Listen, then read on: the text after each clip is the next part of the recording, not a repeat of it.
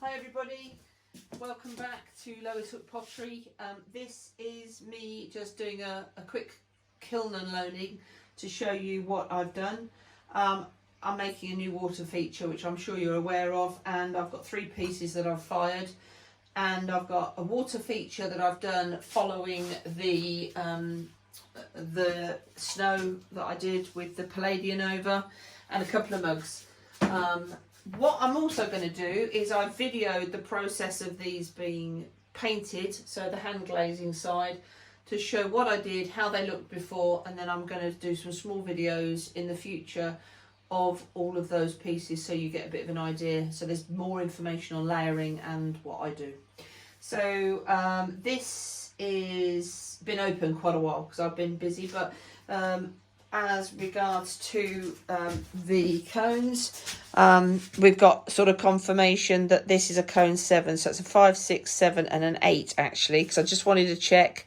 7's just moving, so we've done the 6. 6 would have been over, so that's fine. I'm at a 6 and a bit. So here is the top.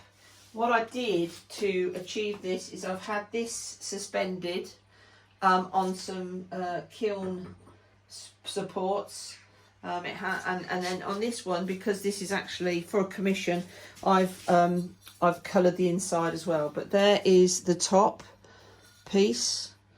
Now if you remember, the biggest problem is Palladium runs, so what I've done is I have done matte black at the bottom and underneath. I knew there would be runs on this one, but that's sort of to give you a bit of an idea of how that's come out. That's perfect. Let's just find somewhere to put them. And then this would be number 2.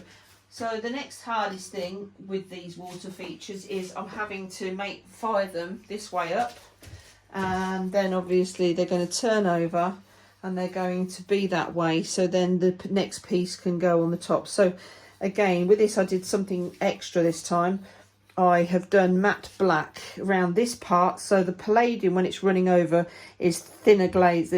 There's less and less glaze. I actually took the 3 layers back further, and it's meant there was a bit of running. You can see that I've got a bit of tidying up to do, but that has come out really well. So there's the matte black underneath, and there we have the Palladium. What I'll do is I'll stop the camera in a minute and we'll have a look at these outside.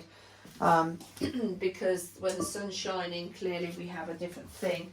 Then this is the orb that I've done for my son, for a small sort of orb for the garden, and this is snow with 3 layers, and then the Palladium on the top. Now it isn't quite the same as the last one, so if I show you this was the little vase I was copying. Probably need to see this outside as well. This has got a bluey tinge to it, and I realised that this is a lot thinner. When I have done this one, I've actually pipetted it on, and what's amazing, that has stayed a proper metal finish, and you can see these little droplets that I've got are more of the bluey finish. Again, we'll go and have a look at that outside in a second. And then underneath, because I wasn't in the position to be able to have too many pieces in here, because the bottom is the biggest piece.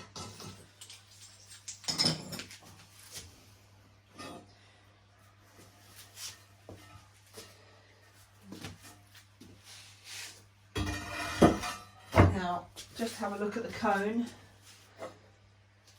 So down on the row behind, this again is the 5, 6, 7, 8. The 6 is all the way down. 7's moved well on the way down. So we know that information. So I've done a new glaze. That's really beautiful. This is a new Mayco glaze called Celladon Bloom, and I just thought it was lovely. So I've Celladon bloomed it inside. Again, we'll go and have a look at that outside in a minute. And it's just very sweet, isn't it? I like that a lot. And then the next piece that I'm doing is one. That's nice. Okay, so what I was replicating was this piece where I have got 3 layers of textured amber brown, 1 layer of iron lustre, and then oatmeal, and then oatmeal in the middle. And then what I've got is, I just wanted to see if I could replicate it, and I could. That's very nice, very delicate. I put a little bit of oatmeal in the middle of these. They have gone all the way down to the bottom, actually, which is quite interesting. They've slipped, and then the oatmeal from the rim that I had on really thick. Right. And then the last piece to come out is going to be the big base to the, and that's nice, that's not stuck, that hasn't run. That's brilliant. Let's go and put this in the garden and have a look and see how it looks. Okay, let's show you what we got out today out the kiln. And the sun's just gone in, but just to show you how we've been duplicating. So this was the small bowl that I had with the snow, with the palladium. The palladium here has given me quite a nice reaction where it's mixed with the snow.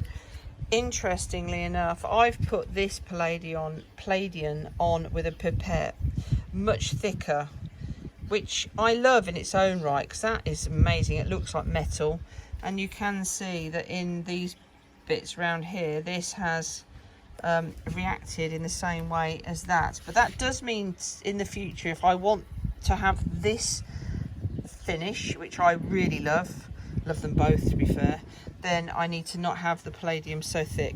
Okay, and then this is the first 3 parts. There's going to be 2 more in the middle here of the commission water feature.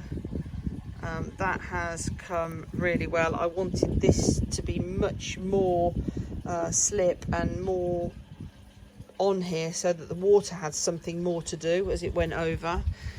Then this is the new little Celladon bloom cup. That Celladon bloom is quite amazing. I had to keep the crystals off of the bottom, and I did that, and love that. That's very nice. And then this is amazing. So here is the cup. Now it's finished with the textured amber brown, iron lustre and oatmeal. It hasn't, for some reason, it's sort of shifted off that side, but it's not shifted because the iron lustre is still there. It was 3 layers of iron lustre on the inside, and then 1 thick layer of oatmeal, and then thick oatmeal round the rim. And I did put oatmeal on these sections here, just at the top, and you'll see that in the video that I'm doing when I explain it fully. And they have all slipped down to the bottom, so that looks lovely. That you can see that run going down there. Isn't that a cracking cup? I was having to go at hand-built handles, so I've done that where I've attached it there and drawn it down and brought it down to the bottom, just playing, trying to find out what I want. It's a lovely fitting handle that works beautiful.